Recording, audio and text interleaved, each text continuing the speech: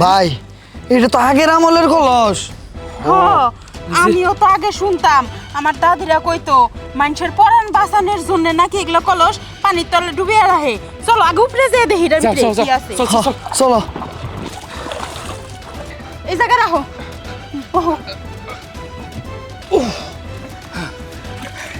কি এটার ভিতরে দেখি তো। ধরো ভার।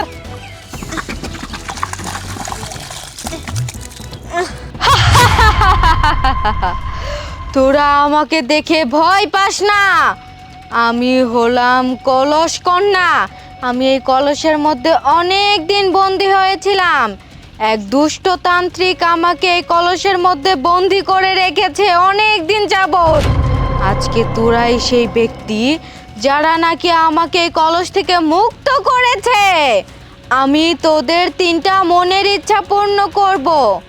বল তোদের কি কি মনের ইচ্ছা, আমাকে শুধু একবার বলে দেখ, আমি তোদের সব মনের ইচ্ছা পূর্ণ করব।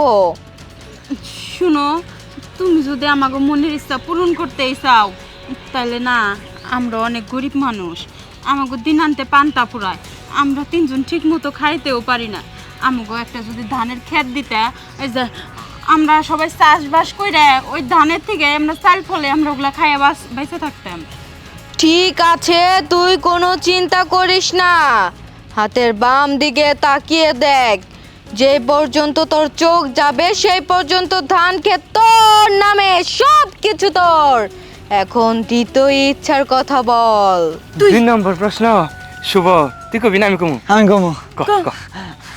আমারে বেশি দেখে একটু সোনা গহনা দিয়ে আমি সামনে বিয়ে করবো, তো দিলে আমার আর কিনা লাগতো না। ঠিক আছে, তোরা চিন্তা করিস না, তোদের চোখটা বন্ধ কর, আমি এক্ষুনি স্বর্ণ গহনা দিচ্ছি। ভাবি আমার তো সোনা গহনা দিয়ে দিছে। ভালো হইছে, তোর আর বউরে গহনা দেওয়ার জন্য চিন্তা করতে হইব না। এইবার তোদের তৃতীয় মনের ইচ্ছার কথা বল, কি চাস? আমি চাই। হ্যাঁ আচ্ছা, আমার না খুব ইচ্ছে আমার বউ আর আমার বাচ্চারে নিয়ে আমি শ্বশুর বাড়ি যাবো একটা গাড়ি দিয়ে। আমার একটা গাড়ি দাও, মোটরসাইকেল ব্যাম্বুম। ঠিক আছে, আমি তোদের 3য় নাম্বার মনের ইচ্ছাও পূর্ণ করছি। তোদের জন্য আমি একটা অনেক বড় কালো কিসকিসা গাড়ি দিচ্ছি। সেই গাড়িটা শুধুমাত্র তোদেরই, আর কারো না। সামনের দিকে তাকিয়ে দেখ, অনেক সুন্দর একটা অনেক বড় কালো কিসকিসা গাড়ি।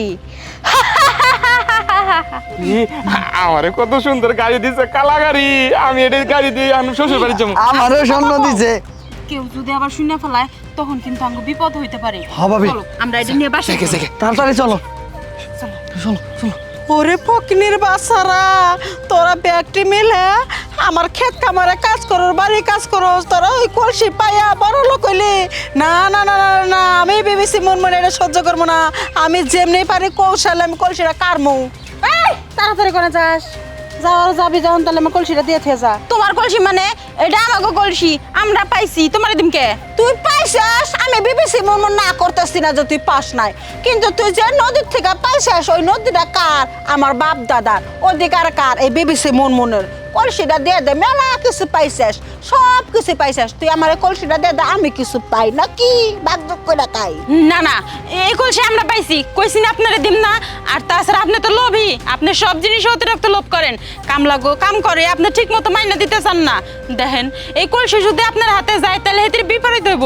হ্যাঁ বিপরীত হবো, খালা আঙ্গুর আটকায় না, আমরা এটা পাইছি। আর তাছাড়া নদী সবার জন্য, তোমার বাপ দাদা আসলে কি হয়েছে?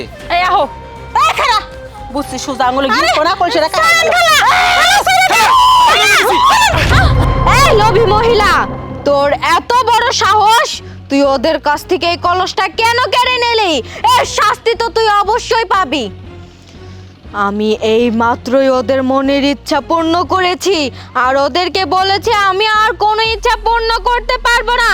তুই জানিস না, তুই আমার ঘুম ভাঙিয়েছিস, এর ফলাফল ভালো হবে না।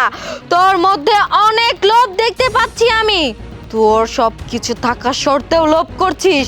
আমি তোকে ছাড়বো না, আমি তোকে অভিশাপ দিচ্ছি, তুই এখন এই মুহূর্তে কুকুর হয়ে যাবি।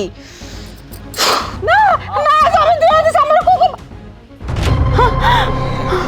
কি বে ভালো হয়েছে না? বেশি লোভ করছিলা, কইছিলাম যে আঙ্গুরে যাবার দাও।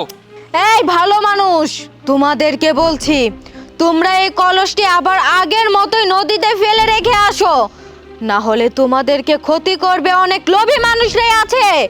আমি চললাম। ঠিক আছে, এখন থাকো, সারা জীবন কুকুর হয়ে থাকো, কেমন লাগে? এই আহো। খাওয়া খালা